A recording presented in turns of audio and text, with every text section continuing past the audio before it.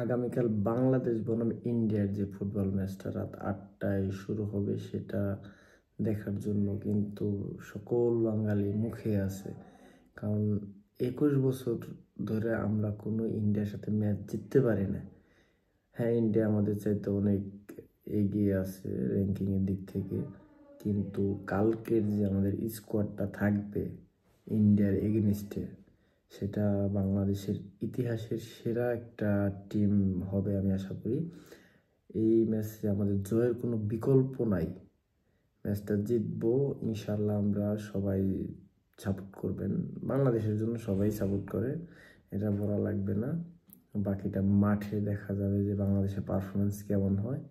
Last পর্যন্ত যেন আমরা ড্র বা না হারি, কারণ শেষ মিনিটে আমাদের যত ঝড়টা লাইগা থাকে আমাদের উপরে, এই ঝড়টা যেন লাস্ট মিনিটে না হয়।